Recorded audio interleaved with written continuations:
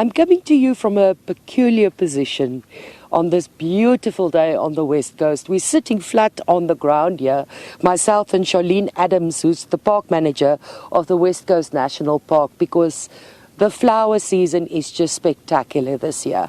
I'm going to jump right in with Charlene to explain to us all about the beautiful flowers and, of course, Sandparks Week that's coming up next week. Charlene, thank you for sitting down with us. Pleasure. Talk to us about the flowers. I don't think everybody knows or understands where these flowers come from. Okay. Yeah, Mariska, so welcome to West Coast National Park. And as you've said, we've had a spectacular flower season this year, 2025. Last year was a bit rough with all the heavy rains we had and the storms. So this year is special. We had an earlier flower season than usually expected.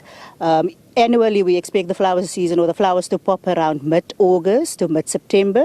But this year around, we were much earlier. I think somewhere beginning of August, we started to see some of the blooms already showing off and inviting guests to the West Coast. So yeah, like I said, we're currently in Posburg, and that's the section of the park is specifically aimed at inviting visitors to come and have a look at the beautiful wildflowers that is on display. If you look around you, you'll see there's a lot of sierings, these yellow ones. Then there's a lot of gousblomme, reënblommetjies, and also a variety of vygies. So these are usually the flowers that you'll find this time of the year in the Posburg area. And so when people want to visit the park, we usually inform them that they must come on a sunny day, because then the flowers are obviously showing off more than other rainy days or cloudy days. So guests must take that into account. And then, they must also take note of our gate times. At the moment, our gates open at 7 o'clock in the morning. They close at 7 o'clock in the evening, but the last visitors to Posburg is about at 4:30. So then people are still allowed to access the Posburg section of the park at 4:30. Is it possible for you to explain to us how these flowers came about here? How did they originate?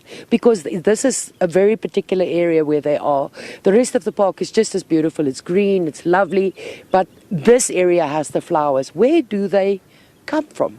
Okay, so the park is mainly constituted of old farms. So these were previously ploughed areas. So we have noticed that in the areas that were the most disturbed, those are the areas that has the most beautiful flowers displays in the park. So that would be Posburg and then also the Mooimark section of the park. Yeah. What do you enjoy most about the flower season? What I enjoy most is seeing the satisfied look on the visitors' faces.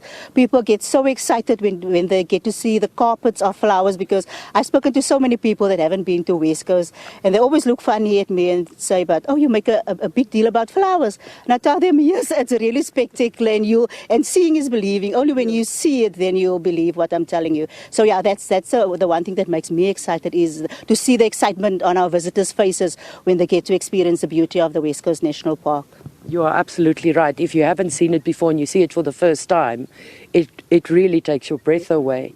You've also got Sandparks Week coming up. Talk to us about that. Yeah, so Sandparks Week, that's an annual occurrence not only for West Coast National Park, but the entire Sandparks. So there's a week that we set aside to give the opportunity to all our South African citizens to visit our national parks free of charge. So this year, the Parks Week will be from the 22nd to the 26th of September in West Coast National Park. Unfortunately, we couldn't include the weekend as part of our offering at West Coast National Park, but there's other parks that do include the weekend, but that doesn't, that's not for West Coast National Park. So if you wish to visit the park, you must just produce a South African ID, and then you can enter the park free of charge.